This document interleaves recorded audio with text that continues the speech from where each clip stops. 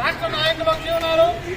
మన రాష్ట్ర యూటీఎఫ్ కోశాధికారి రెడ్డి మోహన్ రావు గారు, అలాగే రాష్ట్ర కార్యదర్శి మురళీమోహన్ రావు గారు, అలాగే మరో కార్యదర్శి కిషోర్ కుమార్ గారు, అలాగే మరో కార్యదర్శి కిషోర్ కుమార్ గారు, అలాగే మనకు గతంలో పోటీ చేసినటువంటి ఎమ్మెల్సీగా పోటీ చేసినటువంటి క్యాండిడేట్ విజయ్ గౌరి గారు, అలాగే మన రాష్ట్ర కార్యదర్శి శ్రీలక్ష్మి గారు, వీళ్ళందరూ రాష్ట్ర బాధ్యులుగా ఉన్నారు. వాళ్ళందరూ మరి ఈరోజు విచ్చేయడం జరిగింది. ఈ సమస్యలన్నీ క్రోడీకరించి ప్రభుత్వం దృష్టిలో పెట్టడానికని రావడం జరిగింది. కాబట్టి దాన్ని ఉద్దేశించి మన రెడ్డి మోహన్ రావు గారు రాష్ట్ర కోశాధికారి గారు మాట్లాడాల్సిందిగా ఆహ్వానం పలుకుతున్నాం. మిత్రులారా, పాఠశాల ప్రధానోపాధ్యాయులు, ప్రభుత్వ పాఠశాల ప్రధానోపాధ్యాయులు, అలాగే ఇక్కడికి విచ్చేసినటువంటి ఉపాధ్యాయ సిబ్బంది మరియు యూటీఎఫ్ క్యాడర్ అందరికీ ముందుగా ఉద్యమ జేజేలు తెలియజేస్తూ, ఈరోజు ఆంధ్రప్రదేశ్ ఐక్యోపాధ్యాయ ఫెడరేషన్ మహేష్ గారు చెప్పారు, రణభేరి అని ఒక కార్యక్రమాన్ని తీసుకుంది.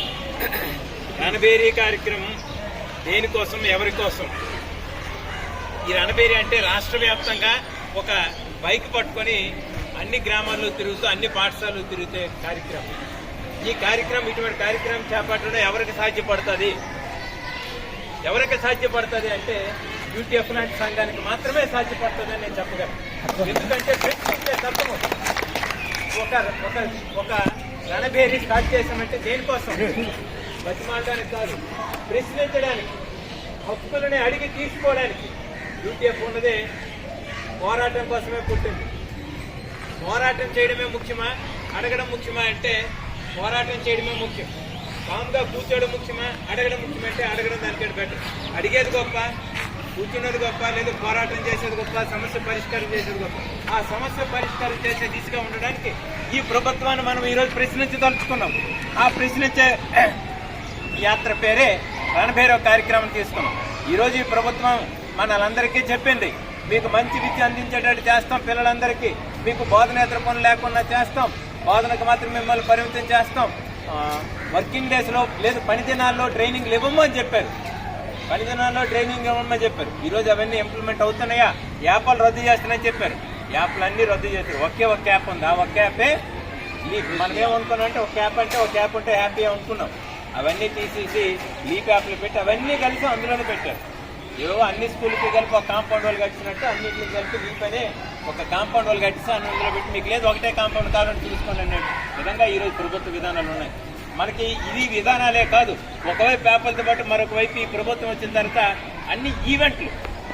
ఏం ఈవెంట్లు అంటే వరల్డ్ బుక్, గిన్నిస్ బుక్లో రికార్డు కోసం మెగా పేరెంట్స్ మీటింగ్ కానీ, యోగా డే అని కానీ, ఈరోజు మరొకటి అడవులకు తీసుకెళ్లి పిల్లలకు వనభోజనాలు పెట్టమని, మరోసారి మరొకటి చేయమని, అలాగే ఇటువంటి కార్యక్రమం ఇంకా మీకు ఉన్నదో లేదు. నిన్న మేము విజయనగరంలో ఇటువంటి అయితే ప్రధాన ఉపాధ్యాయులందరూ ఒకసారి పిలిచి ట్రైనింగ్, దేనికి ట్రైనింగ్ అంటే 2025 డిఎస్ ఏదైతే ఇప్పుడు మెగా డిఎస్ ఉందో డిఎస్ వాళ్ళందరినీ తీసుకెళ్ళడానికి ట్రైనింగ్.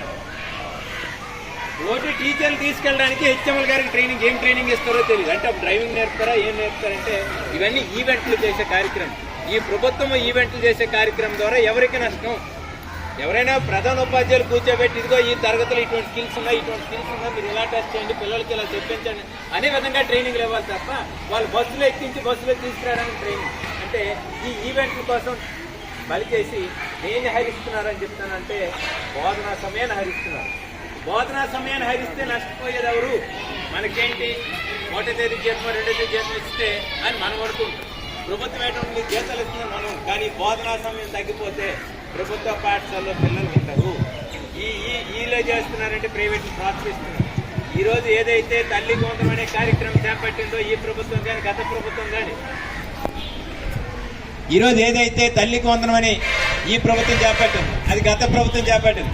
ఇది అసలు ఎందుకు చేపట్టింది? నేను అంటాను, ఈ పథకాన్ని భవిష్యత్ పెట్టుబడిగా ఈ ప్రభుత్వాలు ఉపయోగిస్తున్నాయి. గత ప్రభుత్వం పెట్టిన చాలా పథకాలని ఈ ప్రభుత్వం రద్దు చేసింది, కానీ దీన్ని మాత్రం కొనసాగించి దీన్ని మరి కొంచెం అప్లిఫ్ట్ చేసి ఎంతమంది చదువుకుంటే అంతమందికి ఇస్తున్నాం. మేము ఇవ్వడాన్ని మనం వ్యతిరేకించడం లేదు, కానీ దీన్ని ఏ రకంగా వినియోగిస్తున్నారంటే రైతుకి వ్యవసాయానికి సహాయంగా ఇస్తారు. అలాగే పిల్లల తల్లిదండ్రులు కూడా జూన్ నెలలో డబ్బులు వేసి నీకు నచ్చిన దగ్గర పిల్లల్ని తీసుకెళ్ళి చదివించుకోనండి. అంటే తద్వారా ఏం చేయాలనుకుంటున్నారంటే ప్రభుత్వ పాఠశాలని ఖాళీ చేయడానికి ఇది ఒక మంచి మార్గంగా ఈ ప్రభుత్వాలు ఎంచుకుంటున్నాయి. ఒకవైపు ఉపాధ్యాయుల్ని బోధనకి లేకుండా బోధనేతర పనులతో సద్మతం చేయడం, మరొక వైపు ఇటువంటి ప్రోత్సాహాలు ఇవ్వడం. తద్వారాగానే గత 7-8 సంవత్సరాలుగా 45 లక్షల మంది పిల్లలు సుమారుగా ఉన్నటువంటి ప్రభుత్వ పాఠశాల